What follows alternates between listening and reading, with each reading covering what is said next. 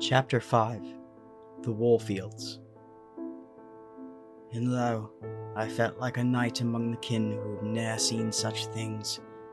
Among the statues claiming to be soldiers and the bandits who plunder the innocent, I'm born as steel and strength, and though I might not look for honor from it, perhaps I'll find it all the same. For the first, my cunning and stratagem, loathed so wholly by those I live beside, will serve my kin. For the first, I will claim this day as mine in triumph, and I will be remembered, if only by a few. From the Journal of Findlay Artifer. The wagon pulled aside, and for a short while they waited for a sign. Far off they could hear hooting and hollering amid the cries of great wolves. A few moments later they heard the whinny of Nim, and it was in great pain and sorrow. It cried out like a plea for help, and through the mist it seemed to ring on endlessly in the traveler's ears. Elise stood up and dismounted from the wagon, pulling her water cloak tightly about her and holding out her sword. She grabbed for her bright iron torch and filled its hollow shaft and top with black milk tar. She lit it, and the fog fled away in terror from the bright amber light. Her crimson eyes were ferocious, and ever then did she think that she too could be brave. Findlay had pulled their foes away somehow, but was now alone and facing a threat surely beyond any that the group had seen in their short lives. She resolved to go after, but Everett was not as strong as some, and Swain was still very afraid, and armed only with a hatchet, blunted and meant for lumber. "We can't leave him alone," Elise cried out. "What kind of damnable Sith would we be if we didn't defend him?" "But we're Sith, like you say, and Sith don't fight, not unless the fight comes to them, and they's defending," Everett called back meekly.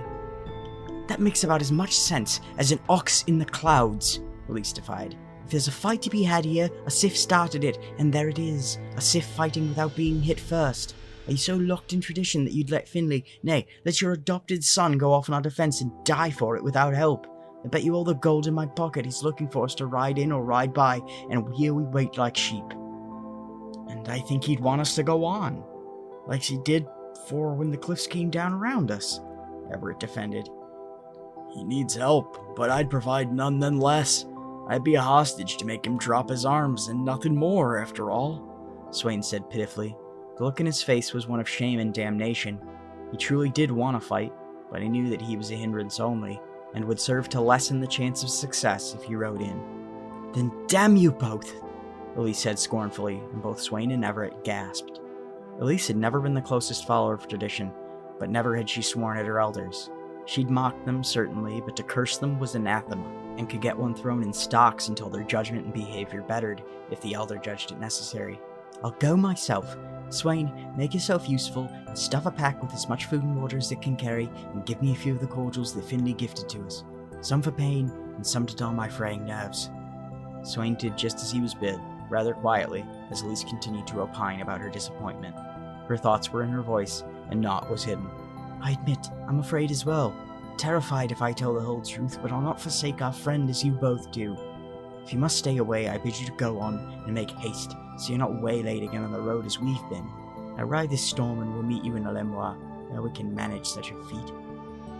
A large pack was filled with hard cheese, salted meat, a single cook pot, 3 bottles of Findlay's opium cordial, 3 of a red hue, which would make her light of foot and would ease her mind.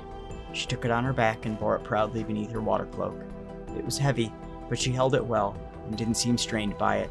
She was a strong and ever so slightly curvy-figured Sith, but she wasn't terribly filled out by hard work. Her strength was mostly in her willful nature and her mental fortitude. She wasn't a particularly hard worker, and enjoyed merriment even more than most, but now that it came to it, she applied her strong and quick mind, usually meant for jokes, to strategy. She walked up beside the draft horses and looked to Everett, who was sullen-faced and quite sad. He looked just as guilty as Swain, if not more so, because he had no reason not to help. He had a long knife, and had a history of hard work before him. He was strong, but not nearly as willful as Elise, who had decided beyond the reach of argument to stay and find Findlay. Without warning, she brought a hand down on the horse's rear as she spoke her final words. "Wish me fortune, friends," she said coldly, and with very little hope folded through her voice. And her hand met with the fleshy rump of Wander. The horse reared, and with as great a speed as could be managed by 2 such horses, the wagon vanished into the mist. Folds of dull, opaque air wrapped into the space where the wagon had once been, and there they filled the gap. The sun was growing higher, and with its ascent, the endless ocean of mist seemed to wane. Layers were shorn away and vanished then into the early day. Those fingers of light which had wrapped around buildings and pinnacles of rock were now digging like a gardener into the fog. Elise went on with all the haste that she could manage, and quickly downed a red cordial and felt its warmth in her throat. Powerfully, it whisked her fear elsewhere, and in her deepest thoughts it was overthrown and buried in the barrows of her memory. A mausoleum in her mind seemed to be constructed about it, and no sight could be gained without a pick to break through the stone and find it slumbering there. She made what speed was given to her by the cordial, and at a steady pace she ran. She held the rucksack close to her spine, and in her right hand she held her short sword, sharp and double-edged and pleading for a fleshy mound to cleave. Her hand was paling from a bronzy hue to a light gray, and the paint on her face, though thickly lain, was beginning to drip and smear from her sweat. She resisted the impulse to wipe and dry her face, as her markings were her war paint by then, at least as far as she reckoned. Ever onward she marched, and towards the hooting in the distance and the vague mockeries that were made in unknown voices, she approached. Far ahead, Findlay still rode slowly through the mist, far from the road and moving further. In the shadows of that clearing mist, he saw dark forms moving around him, circling as if they knew he was there, but he guessed that they still didn't, or he'd have been ridden down. To his small advantage, even the hunters couldn't calm their wolves enough to ride them, though something strange occurred in his mind then, something he'd not considered before. They came from behind. 2 wolves only, much larger than those I've heard of, he thought silently. He was keen in his assertion and not mistaken. The wolves who'd come from behind him were almost as large as the draft horses who dragged the wagon. Whether by some trick of the light or some aura in darkness, they'd appeared much larger than the wolves who were supposed to stand at chest height for a sif, even on 4 legs. These were taller at the shoulder than 5 foot, maybe halfway to 6. As the tallest sif that Findlay had ever seen was the old sif in Schnee, he'd never seen one taller than 5'8", and Findlay himself was scarcely 5'3", and even then was taller than most. Even Swain, a large sif, was 5'5", and therein the tallest of all who dwelled in Minhir. Findlay reached down and searched blindly with his hand along Nim's side. Along the ribs he found a small dart, the end dripping with a black and viscous fluid. To a normal horse this might have meant death, but to Nim it was nothing. It was then that Findlay felt a change in the connection between himself and his mount. The understanding shifted dramatically off to one side, and drifted into strange places that their minds had never wandered together. Findlay felt a voice, calm and wordless, singing to him, or humming, more like, and in that song he felt a woman's voice. It was soft and full of grace and beauty, and where his certainty as it always lay with Nim's gender, it was suddenly unsure, and called harshly into doubt. He dismounted, staring beneath her and noting that she was a stallion no more. Her underbelly was absent of what had been there, and a clear weight was held in her gut with strength and pride and great dignity. He was bemused. He'd spent years with Nim and knew his gender well enough. Even the behavior had been closer to that of a sire or even a king, but then it had become queenly and regal. She was a mother-to-be, and her strength was born and carried thusly. A sudden worry came over Findlay, who now felt the new life's weight upon his shoulders, and it overruled any confusion he felt. A later day would serve for his questions, but battle was near on him, and he had yet another to protect. Off to the side, back where the road still ran flat across the fields, the sound of the wagon scampering and rattling away echoed back to him. He felt gladdened by it, as he'd expected that, at the very least, his friends were safe, and headed towards further safety. Findlay gathered his strength and pressed further from the road. He headed east, knowing that it was far from his end goal, but he needed to reach the trees of the Stormwood. This was the gateway to the Stormlands, and while there would be more foes there, he could evade them in the trees and break back westward towards his journey's end in blessed safety. Nim moved with blinding speed for a while, but at length tired slightly, and her huffing breaths had grown loud. Findlay had been forced to shield his eyes from the blistering wind, and when he opened them at last, the fog was almost entirely gone. He glanced around quickly, and far behind he saw the approach of 2 gargantuan beasts. They hadn't been wolves at all, and were instead some kind of furry hog with tusks like scimitars sticking upward from their maws. Their pelts were fur and quills, and a long, wicked tail stretched back from their rears, curling and folding against itself. They were large, 5 feet at the shoulder, though their heads dipped down, low and long in front. They were plated in thin armor about the breast and face, helmed in iron and braced like knights with steel about their chests. As they charged on, Findlay saw behind them that two small figures astride horses were staring forward at him, their mounts still but stamping. They began their charge and held long spears in their arms, pointing them forward with intent to kill. Their ends were mounted with long sweeping blades, like an outward-facing scythe meant to reap grain, but put to deadly purpose in a horse's charge. Findlay knew that it had been they who fired the hail of darts into the darkness to strike Nim, who seemed then to be feeling the dull haze of the venom. Further behind them still, and beyond their notice, Elise was trudging quickly through the tall grass. Her form was masked, but Findlay's eyes were keen, and he could see her bright blonde hair and knew its foxtail well from the way that only Elise would wear it, towards the top rather than the back. Findlay sighed as he was thankful for the ally in the struggle, but worried about her safety, though he then saw the gleam of her sword and knew that she was zealous enough to make her strokes count. Together they had a shadow of a chance, and that inspired Findlay to stand and hold his sword out beside him to meet the charging group. The beasts charged him first, but Nim leapt over them and cleared their goring charge easily. Nim pressed forward, and with the speed of a hurricane she dashed between the oncoming riders as Findlay braced against the polearm from the left and parried the one on the right. He continued, and rode to overtake Elise. She panicked as she looked up and saw the massive form bearing down on her, but to her surprise and delight, Findlay reached an arm down and swung her powerfully into the saddle behind him. "Turn round and face them. You're my eyes from behind," Findlay ordered, and Elise swung about in the saddle. "What in the old songs are those beasts?" Findlay grumbled as they came about, and rode in a wide circle around their turning foes. "Nothing from the old songs," Elise said plainly. "Nor from the island at all, I'd think. Those are man-beasts, the likes of which I'd never look to see." It seemed like wisdom given from the word of a fellow fighter, one who'd braved those wilds before, and knew the beasts that dwelled there. "Then I'd name them Wolboar, and we'll try to make them not more than a story for the festival," Findlay said cheerfully, the heat of battle in his breast, warming him from fear and guarding him from doubt or diminishment. "On, Nima!" he roared, having shifted the name for her newest strangeness. Elise noted the change but had no time to ask about it, as the riders came into view behind, while the Wolboar approached from the front. "What do I do?" Elise asked, suddenly stumped before Findlay's decisive actions. "We'll be slow when we sidestep the Wolboar, and there I'll attempt to bat away their tusks, armored as they appear to be. They'll wrap around on your left, and don't let that spear bite." Findlay and Nima thought as one, and their movements were graceful and swift, enough so that one of the Wolboar reeled and fell on its side. The other again tried to gore the great steed, but his tusk was bent aside and broken by the tension of the blade pinched between it in two places as it jerked its head. The tusk sailed away and stuck into the ground far off.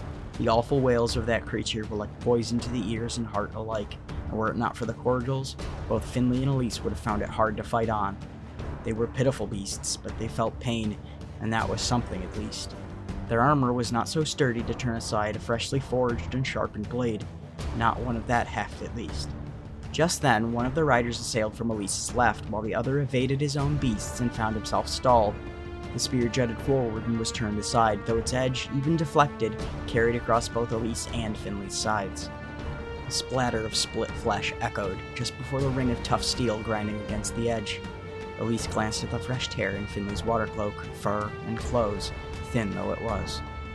The thing that she'd been unsure of before was truly confirmed, and she knew that he'd armored himself, and was truly a warrior in heart, though he'd never shown it before. In blinding notion, Findlay acted so well that even the assailing rider was stunned. Findlay had pulled on the side of the saddle and veered his mount right, jutting in front of the rider. And there, he wrapped one of the ropes that he'd used to mount his luggage around the heft of the polearm, throwing it aside and snapping the shaft as it fell beneath the galloping horses. Incensed, the rider drew a bow from behind him and knocked an arrow along its string. "No!" Findlay roared bestially, and his voice was like the eruption of a great sleeping mountain filled with fire. Even as his voice rattled the field, he slipped his left leg from the saddle and swung around, shoving his shield arm over Elise's face and chest. The arrows dug even into the steel, and sat there trembling as Findlay rolled and fell from the saddle. Twisting his ankle in the stirrup as he went, he managed to loosen it enough to save his leg, but it ached terribly when his tumbling came to an end. Nima continued to ride about, and Elise turned there in the saddle to face forward. The other rider was on her flank and remained there, blocking the path back to Findlay. Findlay's mind bent towards his steed, and there their thoughts entangled. Do not try to pick me up.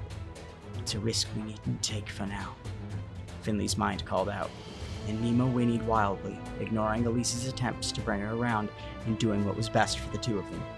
The injured Wolboar and the spear-wielding rider chased after Elise, and around the field they danced in battle just out of sight between two small hillocks that dotted the fields. Findlay stood strong, and though his body ached deeply from the tumble he'd taken, he glanced down in the seconds that he had, and upended a cordial into his mouth. His pain wavered and dulled away to nothing. He felt a surge of pride from his creation's efficacy, and held his sword out in one hand as if his arm had doubled in raw strength from his adrenaline alone. Far off, the rider knocked another arrow, but Findlay blocked it easily, crouching to his knees and holding the targe before him. The Wolboar angrily charged at him, and that was something to fear. The creature was more akin to a bear than a wolf or a boar, and as it bounded towards him, he could feel its cloven hoofbeats crashing against the ground. Another arrow struck his shield, then another, and the beast was nearing him at last, its tusks low and preparing to raise from beneath, bypassing Findlay's armor entirely. He had only one option, and he knew that, but he knew just as well that it would harm him greatly to attempt, and even then, it was likely not to bring him nearer to victory. Still, he judged a delay in death better than nothing at all, and after blocking one last arrow, making the count 4, he turned his shield to the beast and jumped towards it, just as it lifted its head. Findlay was thrown into the air, his shield like a jumping board against him, carrying him skyward until he fell again, and from 10 feet up he crashed onto a thick patch of grass, masking rocks on the ground below. He wasn't terribly hurt, and thankfully landed on his shield, but his left shoulder had been ripped out of its socket by the impact, and hurt even through the cordial that left his nerves deadened. He whimpered softly, not loud enough for any to hear, and held his shield arm up once again, though he noticed that the beast wasn't charging, and the rider was screaming out in desperate wails. They were wails of grief. Findlay looked at his shield and saw a slickening of blood there, and no arrow shafts. Only the ends remained, and he looked up unexpectedly at the Wolboar, and saw that in its face and forehead were shards of splintered wood and gushing trails of blood. The Wolboar fell with a loud crash to the ground, and the rider charged ahead, wielding now a short sword which he swung down from his saddle. Findlay deflected the strikes for a while, his heart aching for the thing that he might have to do to stay alive. He hadn't started this fight, and it was his right to defend his life, treating purpose with purpose, and only trying as hard as his foe did. Still, he was conflicted. He didn't want to harm the horses of the island, nor did he truly want to kill their riders, but they fought quite hard, and were likely to be sent off alive. He felt sure that if they were simply broken of will, they would return in force somehow, and would there put an end to the already tough journey. Findlay, in a moment of decision and present thought, dove out of the way of a strike and bolted across the field for the spear, sheathing his sword for the time and poising himself to unhorse the rider. There was a clash of steel and a small scuffle, and both figures lay on the ground briefly. Elise was charging in circles around the battle, but the other rider was ever on her tail, taking shortcuts and sweeping towards her, though there was never another near miss of injury. Every strike he threw went awry, wide from its target and unbalancing him each time. He was growing frustrated and clumsy, and there paused for a moment, placing his spear on his horse's side. "Not again," Elise said as the rider pulled a short bow from behind him and started preparing to fire. His first arrow was very wide, though the second and third were much closer. Not until the fifth did he seem to make a good judgment, and with that forced Elise's hand, quite literally. The arrow swung on a breeze and curved towards them, its feathers whistling in the harsh wind, and there it tried to make itself in home on Nima's thigh. Elise couldn't bear this, and with no shield she reached down her swordless hand and took the arrow herself. It slid between the tendons of her hand, and there pierced through her palm, a spray of blood decorating Nima's side. The arrow hadn't struck Nima, but instead deeply wounded her temporary protector. Elise screamed, and her scream seemed to call off across the field. She looked for Findlay, but couldn't find him standing. There she saw it, alone beside the Wolboar's corpse, the small figure bloodied and beaten, crawling uselessly on the grass. She panicked, looking for the other rider, and she found him quickly. Spear in hand, the other horse and rider was sweeping towards her. Off behind her, the first rider she'd fought laughed loudly, and his voice was thick and not like that of the Sith. His accent was strange, and some of his words were beyond understanding. He charged to meet his ally, pinching Elise in between, but Nima didn't move at all. She looked up and back at Elise with kind old eyes, and breathed lovingly towards her, licking Elise's downstretched hand and cleaning some of the blood away as Elise lay, pained and forward in the saddle, reaching, trying to spur Nima on. The riders came very near, but the one ahead was moving faster and arrived first. Elise raised her sword, but her eyes caught a bright cobalt shine from within the cloaked helm that the rider wore. She swore she saw a smile flash as the rider overtook her and pitched his spear skyward over her, before lowering it again and thrusting it harshly into the unexpectant rider's chest. Both of them were unhorsed from the sudden blow, but one rolled and tumbled, losing his helm as he fell. Aching, the figure held his arm. Findlay had come back ahorse the rider's mount, and had saved Elise from a hopeless struggle. But the fight was not over, and Findlay was rather tired from his effort, and could barely lift his sword arm. The spear had broken near the middle, and the bladed end was dulled and bent by its fall on a stone. Findlay tried to raise his sword, but it fell as his arm seemed to wither into uselessness. He tried to hold his shield forward, but as he did, he winced and gave a dull squeak of pain. Elise dismounted in a hurry, disconnecting from the eyes of Nima, which pleaded desperately for her to act, and to act immediately. She dove for the fallen rider, who died before he even hit the ground. She took his bow and held it awkwardly from behind Findlay, who had not even noticed her standing there. The wool-boar had been charging from a great distance, and his attention was wholly focused on that. So much was he distracted that he didn't even hear Elise's cry from behind him when she shouted for him to duck. He didn't react at all, and the arrow sailed beside his head and thudded into the eye of the wool-boar, not even 20 paces off. It fumbled and turned aside, and there shattered its other tusk. Its armor squealed loudly as it did, and the high, sharp sounds echoed over the fields for a long way. Findlay turned in surprise to see Elise huffing in her sheer panic. She still held the bow high, and was stunned by what she'd done. Her face was drained of color, and she looked half a corpse standing there. But it didn't last. Her face slowly curled into a smirk, and then a full smile, and then she jumped and rushed forward to hug Findlay, who was equally stunned by that gesture. She'd never truly embraced him before, nor was it normal for her to do it so long and so fiercely. She held him tight to her, from her knees, across her hips, and up to her neck, which lay on his shoulder. She stretched to her tiptoes to do it, and there she remained for nearly 20 seconds. Dully, Findlay became aware of tears, which were slowly wetting his clothes about the collar. When she released him, she was abashed, and knew that she'd held too long. Findlay's face was confused, and even though her love of tradition was less than adamant, it was considerable, and to embrace such as what was given was unheard of out of wedlock. She nervously backed up and reached out a hand. "Sorry, afraid nerves took my mind away. Good job, Trouble." Findlay smiled and shook her hand as firm as ever. "Saved each other there in the end. Glad you came to save me after all, and I don't think damsel's a good nickname for you anymore." He grinned wide, and she chuckled nervously. "But here we've a strong horse and a way to get back to the others. We should make what journey we can by day and hope to overtake them so nothing else troubles them without us there." Elise nodded, and climbed into the saddle of the second rider's horse. Findlay climbed back on Nima's back, though it took him a long while with all of his injuries, and bid the other horse to leave and be free. "Shouldn't we bring it? Will it be alright out here?" Findlay nodded thoughtfully. "We could, certainly, but I think it would like some time to graze without the burdens it's had to carry so far. Here, I'll release the saddle, and we'll bring that. We might need proof for this story." "Oh, wait!" Elise leapt down and gathered the broken tusk and put it in her rucksack. "If we're thinking proof after all," she smiled, and Findlay returned it. They rode on from there.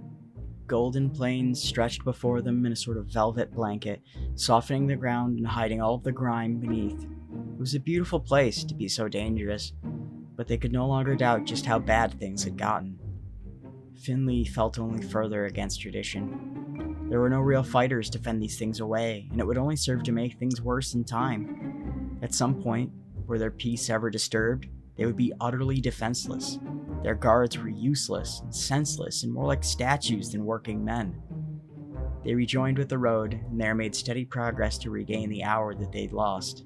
To the west, the river rolled in white foamy swirls about, back and away towards the south of them. To the east, the forest lay beyond wide fields, only scarcely visible in what was soon to be the midday sun. Wheat rose in patches, and long columns of grazing land were seen far away. Fenced-in paddocks for horses and cows became more common, and by 2 o'clock they were more than halfway up towards their final, more difficult road. Before them, to the north, lay the hills of Alamwar and the Stormlands for a while. Their path was to take them west and then north and then west again, evading the sorrowful place where so many uncultured Sith dwelt in solitude. They would need to head past their target city northward, and there navigate the fields and narrow cliffs to find their road south again in the higher hills. Only then would they spy the city, and only then could they ascend the hill, as it was utterly impassable from any other route. Findlay was surprised to find that they'd not reached their companions by that time. It must have been a hard thing to make those draft horses work so very hard. Still, the road had been quiet, and concern didn't weigh heavily on their hearts as they went gently along, giving their mounts a rest. Nima didn't seem to need one, but the large horse that bore Elise forward was a bit weaker and tired more easily. It was still a fine horse, a chestnut coat with splotches of top, a mane braided in elegant fashion right to the spine. Its mane wasn't long, but the pale sandy color of it was still beautiful. They rode on, another 2 hours before they saw a sign of their friends. At a small camp, their companions awaited them and had prepared what food and drink they could manage in haste. The food wasn't cooked yet, as they'd stopped only half an hour earlier to give their horses a rest. The draft horses were chewing softly on a pile of apples that had been gathered for them from the solitary apple tree just off the western side of the road. The tree had been nearly picked bare, from what Swain said of it, but an armful was enough to sate the beasts of burden who wanted for a good reward. Findlay almost fell from his saddle, and crashing hard to the ground, he winced painfully, his ankle finally aching him as much as it should have earlier, had he let it. Everett approached him gravely, and there they removed his clothes and armor, stunned as they were to see it, and found his wounds beneath. His shoulder was deeply bruised, and that only darkened when they shoved the shoulder back in place. He cried out in pain as they did it, but some relief came next, and only the soreness troubled him from there on. His ankle was merely sprained and required only rest to help it along. A cracked rib lay under his armor from where the polearm had grazed him, and Elise's wound proved to be much worse. It throbbed with pain and was still bleeding.